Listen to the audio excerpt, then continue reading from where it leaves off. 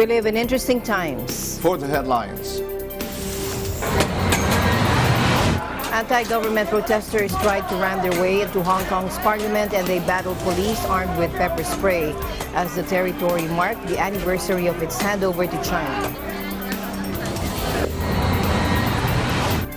Japan begins its first commercial whale hunts in more than 3 decades, brushing aside outrage over its resumption of a practice that conservationists say is cruel and outdated. A freak hailstorm strikes Guadalajara, one of Mexico's most populous cities, shocking the residents and trapping vehicles in a deluge of ice pellets up to 2 meters deep.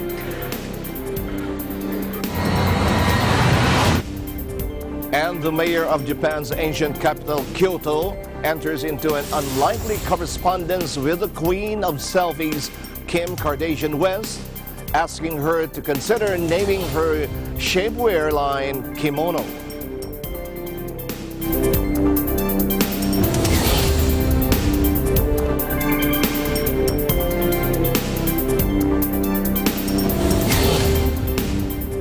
I'm Alma Angeles, wherever you're watching from around the world. Thank you very much for joining us. We welcome our viewers here in the Philippines and around the world. Good evening, everyone. I'm Sam Cepeda. And now to the news.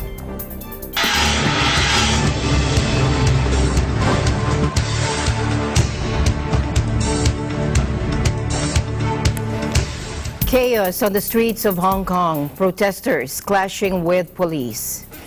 Anti-government protesters tried to ram their way into Hong Kong's parliament and they battled police armed with pepper spray as the territory marked the anniversary of its handover to China.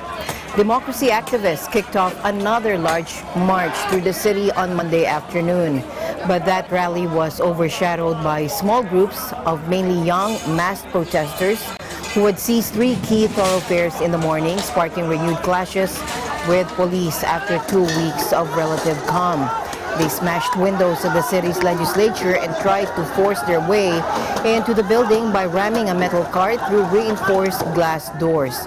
Riot police inside the building wore gas masks as they squirted pepper spray at protesters who unfurled umbrellas to shield themselves. Some Democratic lawmakers tried to intervene but had little luck, persuading the protesters to withdraw.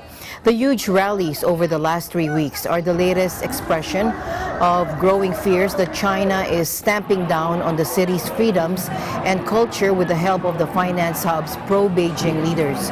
Although Hong Kong returned from British to Chinese rule on July 1, 1997, it's still administered separately under an arrangement known as One Country, Two Systems. The city enjoys rights and liberties unseen on the autocratic mainland, but many residents fear Beijing is already reneging on that deal. This year's rally, which will end at the Parliament building, is framed by unprecedented anti-government protests of the past 3 weeks that have drawn millions, with the public angry over police use of tear gas and rubber bullets. The spark for the current wave of protests was an attempt by Chief Executive Carrie Lam to pass the Beijing-backed extradition law, which she has now postponed following the public backlash. The demonstrations have since morphed into a wider movement against Lam's administration and Beijing. So we want to express our view, but the government never listens. So our anger and our views want to express today, because today is the day when Hong Kong returned to China. But many people died, but something must be done. Guys, police standing out to use the overuse violence to the protester. I think no more trust on this kind of police. It's not we want, it's the government force us to express this way. It just seems that everything they want to push, the law, the bills, they don't listen the people said, people thinks, and they just think that, oh, I want to pass this law, so it must pass. But it doesn't, it is Hong Kong, not China.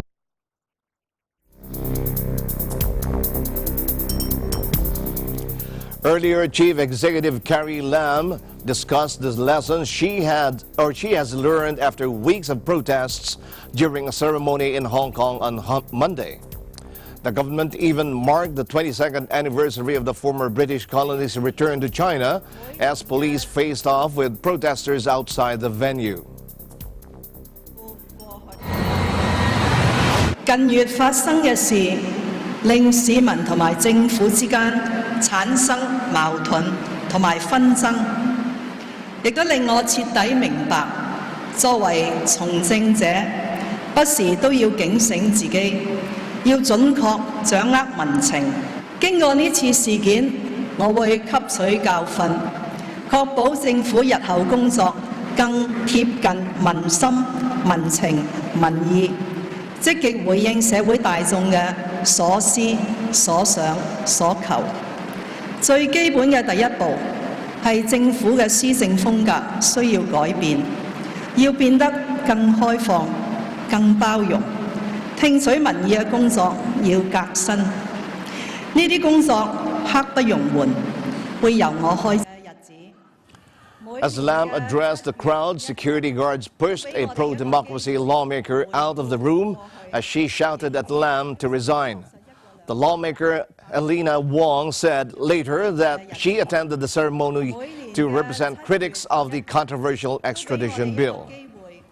I think a lot of people protest against this extradition bill and want Carrie Lam to stand down, but they will not be able to come and join this ceremony. So I represent the Democratic Party and come to the venue to express their preferences and opinion, and I hope Carrie Lam will seriously consider this. Lam said a series of protests that have attracted hundreds of thousands of students and other participants have taught her that she needs to listen better to the youth and people in general.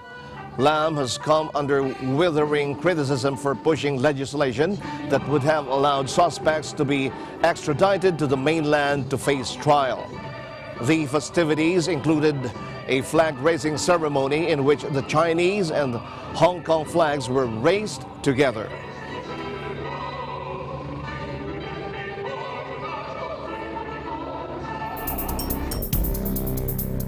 To other news now, North Korea on Monday hailed the weekend meeting between leader Kim Jong-un and U.S. President Donald Trump in the demilitarized zone as historic. As analysts said, Pyongyang was looking to shape the narrative to its own agenda. Let's take a look back at this historic moment.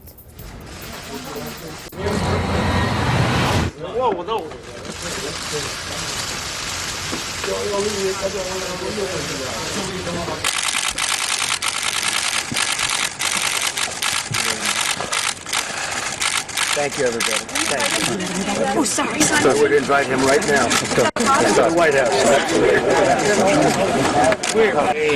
분리선을 넘어서 우리 땅을 밟는데 가장 처음으로 우리 땅을 밟은 미국 대통령이 되셨습니다. 프레지던트 자체만 보시지 말고 이 트럼프 대통령께서 분리선을 넘어서 가신 거는 다시 말하면 좋지 않은 그 과거를 청산하고 앞으로 좋은 앞날을 개척하려는 트럼프 대통령이 그 남다른 용단의 그 분별이라고 생각합니다. I just want to say that this is my honor. I didn't really expect it. We were in Japan for the G20. We came over and I said, hey, I'm over here. I want to call to Chairman Kim. And we got to meet, and stepping across that line was a great honor. A lot of progress has been made. The two leaders agreed to resume and push forward productive dialogues for making a new breakthrough in the denuclearization of the Korean Peninsula, according to the official Korean Central News Agency. After a Twitter invitation by the U.S. President on Saturday, the two men met a day later in the strip of land that has divided the peninsula for 66 years since the end of the Korean War, when the two countries and their allies fought each other to a standstill. North Korean leader Kim Jong-un and President Trump shook hands over the concrete slabs dividing north and south before the president walked a few paces into Pyongyang's territory, the first U.S. president ever to set foot on North Korean soil. The impromptu meeting in the DMZ, where the U.S. president said they agreed to resume working-level talks within weeks on the North's nuclear program, was full of symbolism. Trump's border crossing, which he said was uncertain until the last moment, was an extraordinary sequel to the scene at Kim's first summit with Moon Jae-in last year, President Moon Jae-in last year, when the young leader invited the South Korean president to walk over the military demarcation line. As the border is officially known, "It was an honor that you asked me to step over that line, and I was proud to step over the line," President Trump told Kim. KCNA described it as a historic moment, marking the first time in history a sitting U.S. president set foot on North Korean soil.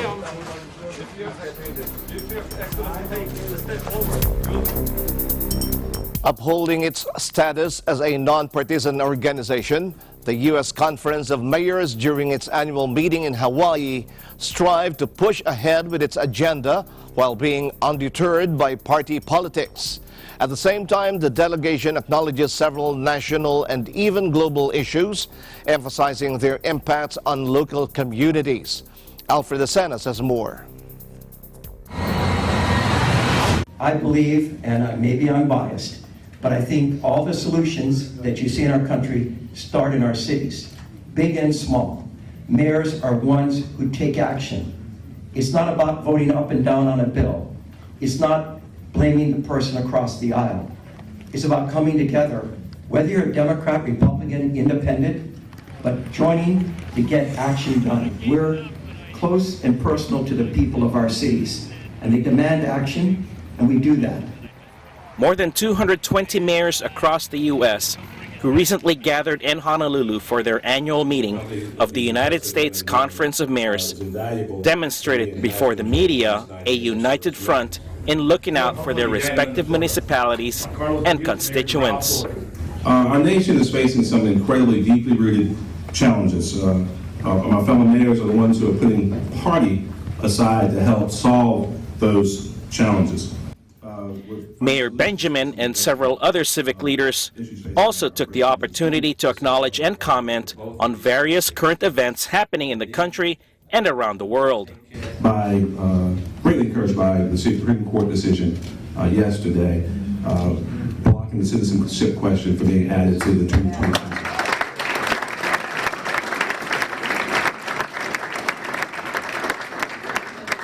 Both Democrats and Republicans and also as independents who understand the importance of having good data in making decisions, and certainly funding decisions that we have to make every single day, we recognize that having a full, fair, and accurate count, the lack thereof could undermine the very core of the constitutional mandate of the census. And the United States Conference of Mayors was the only public interest group to file a lawsuit to block the administration on this issue. We're very proud of that success.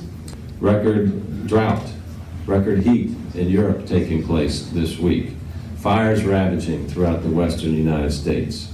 We know that something or some things is happening with our climate, and it's most devastating to where most people live, and of course that's in our cities. And so while DC is leaving climate agreements, mayors are plowing forward and saying we can't wait. The future of our cities depend on this.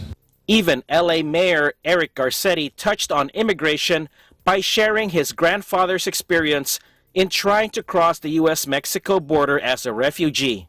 And we had a country that accepted him, that allowed him to fight for this country, that allowed him to become a citizen, and that is the reason that I'm here. But unfortunately, we have a heartless policy too many times in this country. We have to remember who we are as Americans. There's a lot of talk about America first. How about being Americans first? And this body is what that is about. These are people who are Americans. While appearing to display some emotion, Garcetti went on with his remarks, this time in Spanish. I don't know if there's any Spanish press here in Honolulu, and this isn't a democratic presidential debate, but I'll say some Spanish anyways. Yo quiero decir unas palabras en español también. Necesitamos un país aquí en los Estados Unidos donde todos nosotros pertenecemos y todos nosotros son parte integral de este país. La visión de este grupo de alcaldes en todas partes de este país son una visión que necesitamos en los Estados Unidos ahora. Una visión, desafortunadamente, en Washington de división, de odio, no son los valores de nuestras ciudades y de este país. Gracias a estos líderes por su visión, gracias a este equipo, porque ganaremos en estas luchas. We will win these fights. Finally, the mayor from Columbia, South Carolina, expressed optimism about his fellow leaders in accomplishing their agenda during their collaboration in the Aloha State. In closing, let me say that while the attention of the nation is trained on the battle for the presidency, that mayors are relentlessly toiling away in their local communities, getting things done on issues that matter most to our residents. And I, for one, look forward to learning more over these next few days about the past, the greater opportunity that my colleagues are paving for the men and women and families that they represent. Meanwhile, Hawaii-born former U.S. President Barack Obama sent a letter to the Conference of Mayors congratulating the entire body in, quote, fortifying the notion that government can be a force for good in the lives of its citizens, end of quote. The 2019 annual meeting of the United States Conference of Mayors adjourned on 1 July. Reporting from Waikiki, Hawaii, I'm Alfred Acenas, 1 with 25. Thank you, Alfred Acenas from EBC Hawaii Bureau. All 10 people on board were killed when a small airplane struggled to gain altitude after taking off from a Dallas area airport Sunday, veered to the left and plunged into a hangar, according to local authorities and witnesses. Federal officials said 2 crew members and 8 passengers were killed when the twin-engine plane scheduled to fly to St. Petersburg, Florida, crashed at the Addison Municipal Airport at 9:11 a.m. local time. The identities of those killed were not immediately released. Let's take a listen. The aircraft was a Beech Super King Air 350 aircraft. The crash occurred at 9:11 a.m. this morning here at the Addison Airport, and the aircraft collided with a hangar. There were 2 aircraft inside the hangar, a Falcon 50, I believe it was. I'm not sure about that. It was a Falcon jet aircraft and a helicopter. Both of them sustained some damage. Preliminarily, we've noted that the airplane was damaged by impact forces and a post-impact fire.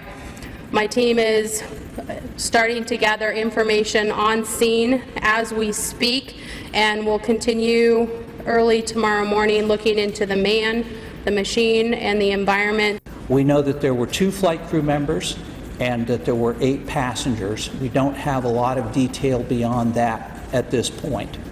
We don't know a lot about the people on board at this point. I think the next of kin is just in the process of being notified, so we hope to have more details on that tomorrow.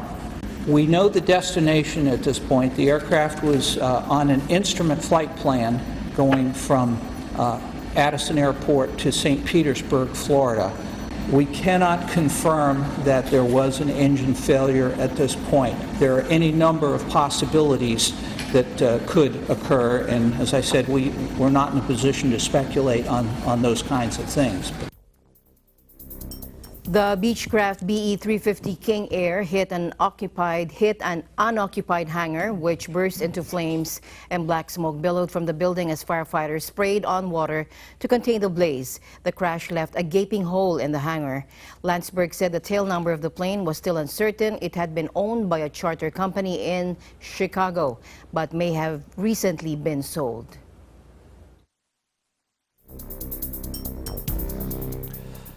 Tens of thousands of protesters took to the streets in Sudan's capital and elsewhere in the country on Sunday, calling for civilian rule nearly 3 months after the army forced out long-ruling autocrat Omar al-Bashir. The demonstrations came amid a week-long standoff between the ruling military council and protest leaders. Talks between the 2 sides over a power-sharing agreement collapsed earlier this month when security forces violently broke up a protest camp in Khartoum. The ensuing clampdown killed at least 128 people across the country, according to protest organizers, while authorities claimed the toll was 61, including 3 members of security forces. The marches, the first since the June 3 crackdown, also mark the 30th anniversary of the Islamist-backed group that brought al-Bashir to power in 1989, toppling Sudan's last elected government. The military removed the former president in April amid mass protests against his rule. The crowds gathered at several points across the capital and its sister city in Omdurman before marching down the homes of those killed since the uprising began. Demonstrators were shot with tear gas and blocked off from getting the presidential palace after the Sudanese Professional Association asked for protests to head there.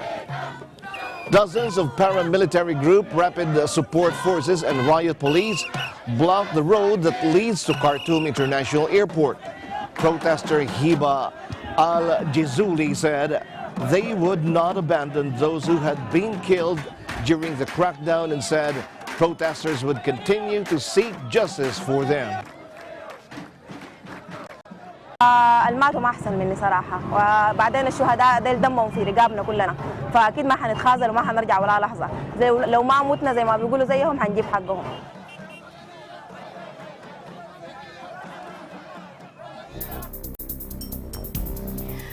Officials in northern Cyprus said that a suspected Russian missile had exploded overnight on the divided island during an aerial raid in Syria. According to preliminary findings, a Russian-made missile, part of an air defense system triggered during an air raid against Syria, fell on our country yesterday evening. The territory's foreign minister Kudre Ozerse wrote on Twitter. The markings on the debris were the same as those found on an S-200 missile that fell in Turkey last year, he added. The object is thought to have exploded before hitting the ground. The missile defense system may have been set off by Israeli airstrikes that killed at least 15 people near Damascus and in Homs province late Sunday. Russia supports the Syrian government in the 8-year war against rebel groups and has provided extensive missile defense systems. The leader of Turkish Republic of Northern Cyprus, Mustafa Akinci, said this is one of the bad consequences of the war in the region. The TRNC is not internationally recognized, having been formed after a Turkish invasion in 1974 in response to a coup sponsored by the Greek military junta.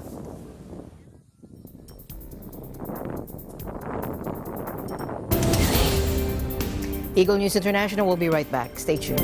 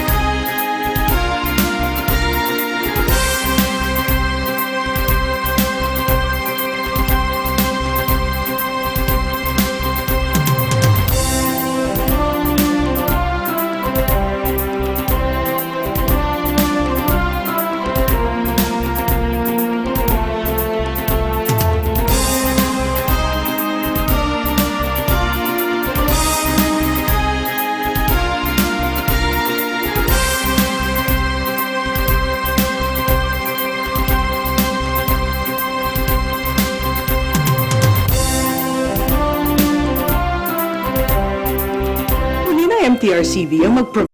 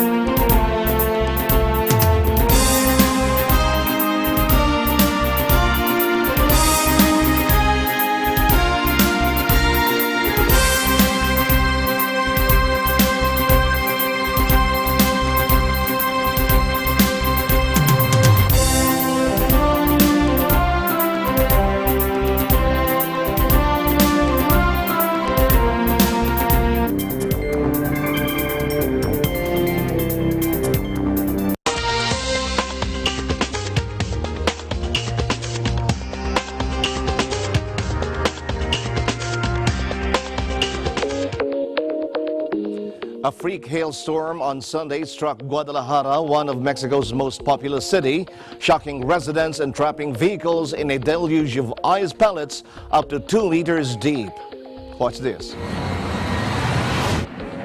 I've never seen such scenes in Guadalajara, said the state governor Enrique Alfaro. Guadalajara, located north of Mexico City and with a population of around 5 million, has been experiencing summer temperature of around 31 centigrade, that's 88 Fahrenheit in recent days. While seasonal hailstorms do occur, there is no record of anything so heavy. At least 6 neighborhoods in the city outskirts woke up to ice pellets up to 2 meters deep. Nearly 200 homes and businesses reported hail damage, and at least 50 vehicles were swept away by the deluge of ice in hilly areas, some buried under piles of pellets. The State Civil Protection Office said while no casualties were reported, 2 people showed early signs of hypothermia.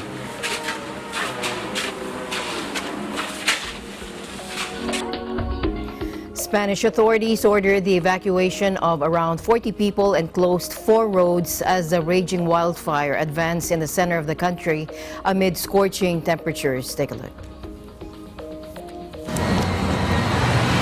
Police ordered residents to flee their homes outside the town of Villa del Prado, some 65 kilometers southwest of Madrid, as a precaution because of the approach of the flames, according to emergency services. The locals were put up in a sports center. Officials evacuated residents from around 40 homes in the nearby town of Cadalso de los Vidrios at dawn, but they were allowed to return home in the afternoon. Local officials on Saturday evacuated some 200 people from a campsite in the town. Now, firefighters said that temperatures approaching 40 degrees Celsius or 104 degrees Fahrenheit, low humidity and high winds, which frequently change direction, were making it hard to put out the blaze.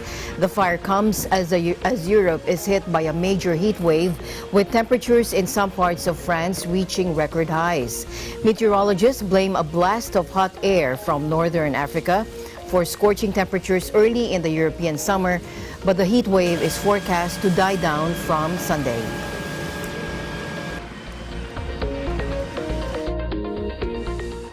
Japan has resumed commercial whaling after 31 years, meeting a long-cherished goal of traditionalists that's seen as a largely lost cause. Whaling boats embarked Monday on their first commercial hunts since 1988, when Japan switched to so-called research whaling, but will stay within the country's exclusive economic waters. As the boats left port, whalers, their families, and local officials in 2 major whaling towns, Shimonoseki in southwestern Japan, which is Prime Minister Shinzo Abe's electoral constituency, and Kushiro in the north, celebrated a fresh start, hoping for a safe return and a good harvest. Japan's 6-month notice to withdraw from the International Whaling Commission took effect Sunday. The fisheries agency said the catch quota through the end of this year is set to 227 whales, fewer than the 333 Japan hunted in the Antarctic in recent years. いや、自分の枠とか設定された枠の分とか出された分を自分たちは今まで通りクジラ取っていて、さっきも言ったんですけど、より今まで以上にいい肉提供したりとかするっていうことだけですよね。これから。だけど今だったら大きいクジラとか脂の乗りのいいクジラ、やっぱ大きくて太っていれば肉も良くなりますしね。もちろん鮮度もよく運んで、これをクジラ食べて懐かしいなっていうおじいちゃんおばあちゃんとか、これから食べたことないような子供、クジラ食べたことないよって子供たちでもやっぱそういういい肉って食べてもらって、クジラって美味しいんだよとかってほら思ってもらえるようになったらいいかなと思って。この数が100年先でも資源量に影響ない巣っていうことですので、これを守りながらただし商業捕鯨になってもある程度の調査は続けます。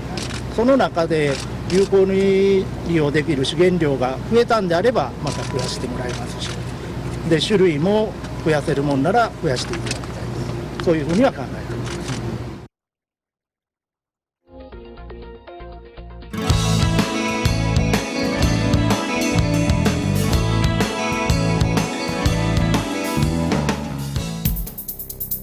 Almost 1,000 seedlings have been planted by Eagle Broadcasting Corporation's tree planting activity conducted at the La Mesa Dam watershed in Quezon City. Participants from various sectors joined the activity, including Iglesia Ni Cristo church members near the area. Take a look. Nakakatulong sa pamahalaan at sa mga komunidad ng Pilipino. Pagka dumarami ang puno, naiibsan yung init, pati yung pagbaha dahil napipigilan ng mga ugat at ng mga dahon ang mga tubig para hindi siya magkaroon ng baha. This activity is under the project of EBC Cares, enabling a better community that aims to preserve and enhance the environment and to raise awareness about the effect of climate change. Una kasi ngayong June ay ginugunita yung Environment Month. So, kaya itiniming din natin yung tree planting activity ng EBC as part of our EBC Cares ngayong bago matapos ang buwan ng Hunyo. Importante yung tree planting, especially dito natin ginagawa sa watershed. Dahil sa alam naman natin na malaking tulong ang puno. Isa din kasi dun sa isinusulong natin at isa din dun sa tema ng paggunita ng Environment Month ay yung malinis na hangin, yung air pollution, yun yung isa sa sinusolusyonan. So kapag may mga pagkakataon tayo para makabahagi sa ganito mga aktibidad, ginagawa natin as part of our social responsibility, yung corporate social responsibility o CSR po ng Eagle Broadcasting Corporation. Now, as we know, trees provide oxygen and help clean the air we breathe, save and filter the water we drink, conserve our energy, and many more. Yung La Mesa Watershed area po ay mayroong area na 2,700 hectares. Yung forested area po ay composed of 2,200 and yung water basin po natin ay 500 hectares po. Dahil po ay it's a watershed area, so kailangan po fully stock yung ating watershed area. Kailangan marami pong klaseng puno ang maitatanim dyan. So yung importance niya siyempre for water conservation ang pagtatanim ng puno dito.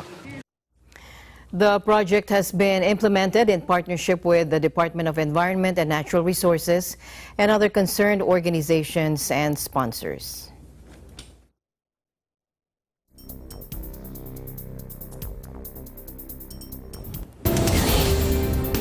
We'll be back with more news right after this break.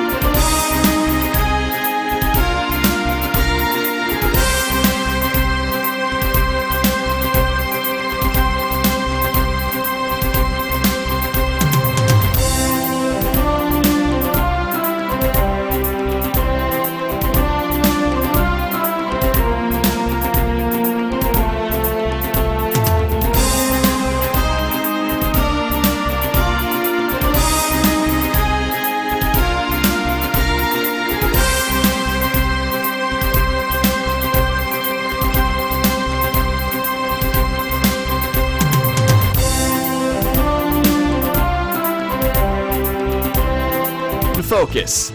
Monday to Friday, 2 to 2:30 p.m.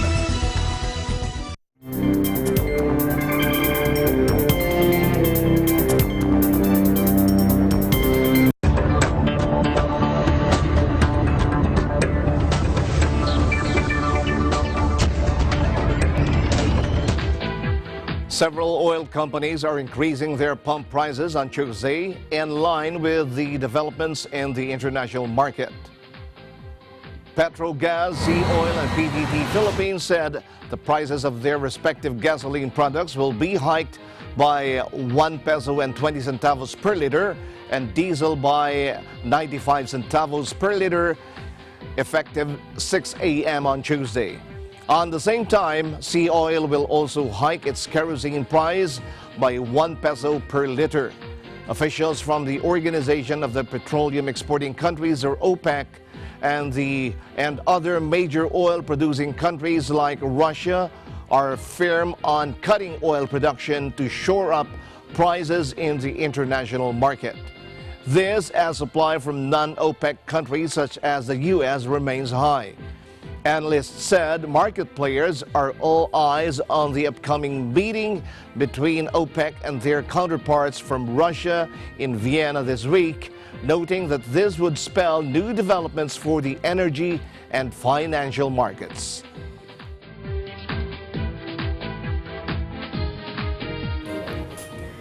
Meanwhile, oil prices jumped Monday after OPEC kingpin Saudi Arabia and non-member Russia agreed to keep daily oil output caps.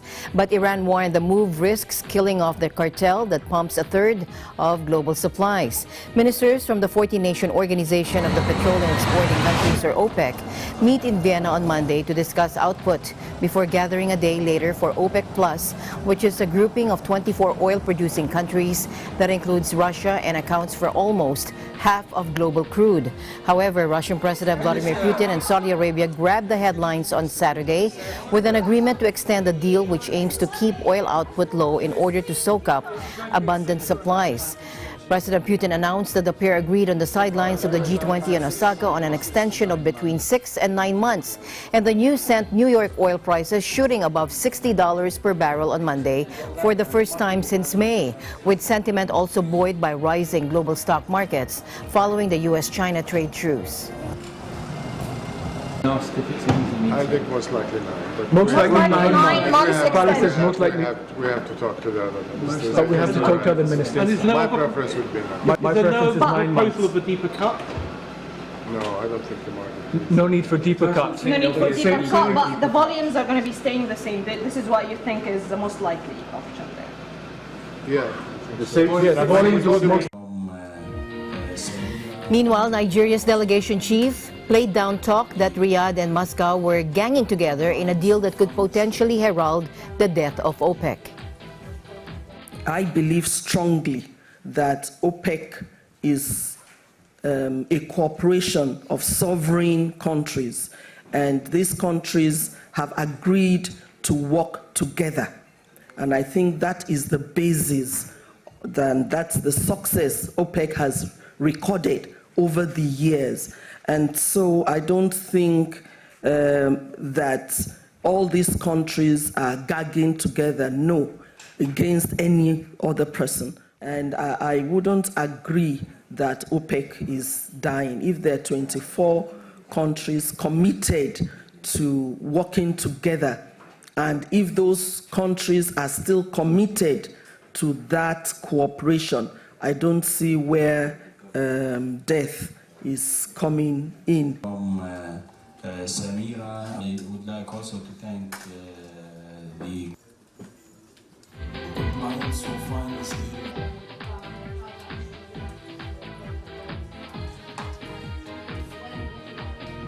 If you're not. I would like also to thank the compliance who find us here.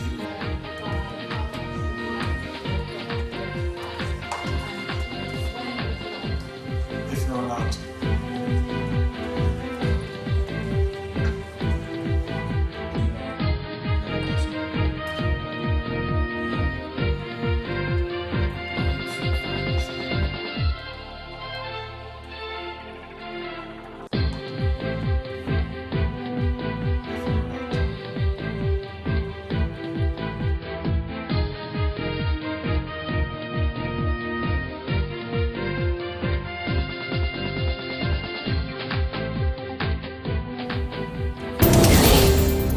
Eagle News International will be right back. Stay tuned.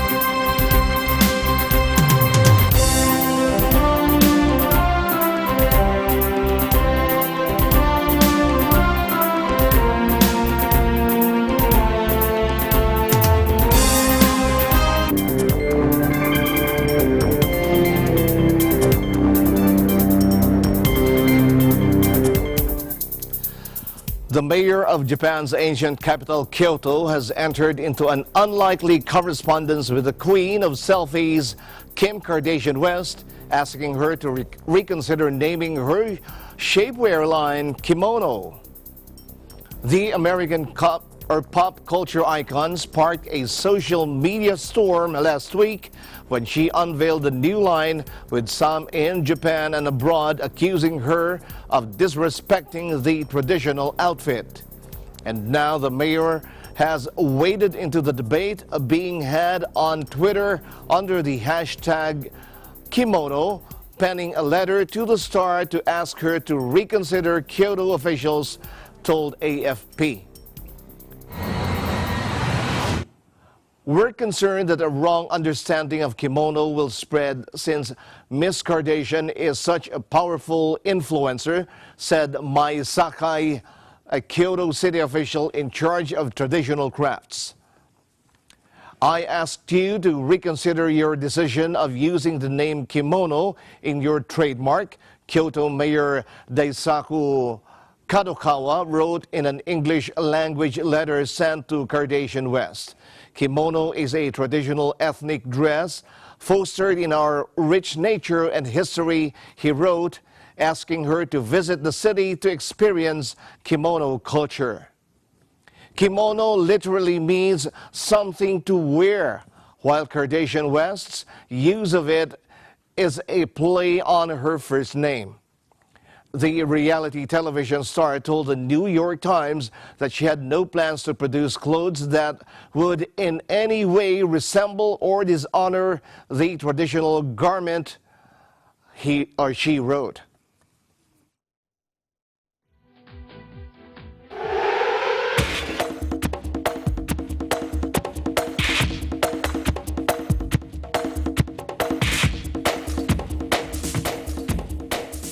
All right, let's join EBC correspondents Eva Basilyahe and Aaron Rio Tutar as they celebrate Filipino pride at the Dodger Stadium for the 10th annual Filipino Night. Take a look.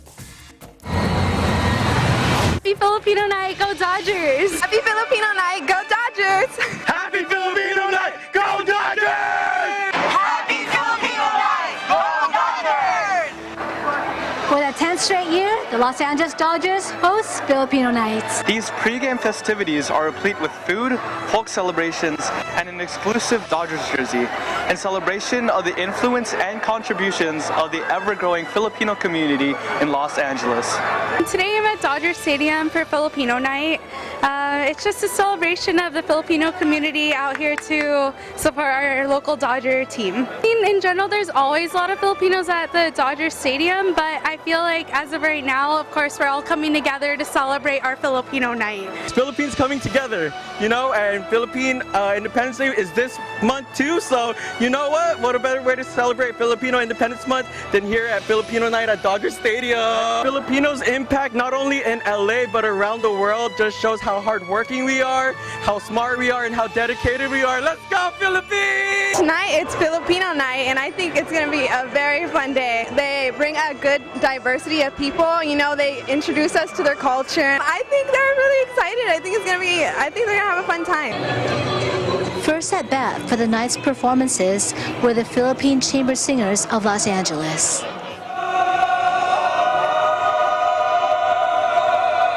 It's Filipino Night. It's a big honor for us to be invited. This would be the second time that we're singing for this particular occasion, and we're really very excited. As far as food is concerned, we don't even have to talk about that. It's a given. And culturally, I think Filipinos have also been in love with the sport, baseball. There are, well, as I was told, 12,000 seating capacity is sold out, and it's a big honor for us to be here.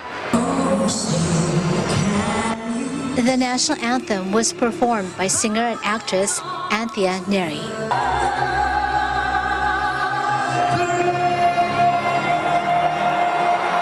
It's a huge platform to sing in front of family. It's all these Filipinos here to support you, and I was born in the Philippines, and I came here when I was 4 years old, and to be able to sing the national anthem surrounded by my Filipinos, Filipino Americans here on this platform is an amazing opportunity. It brings us all together.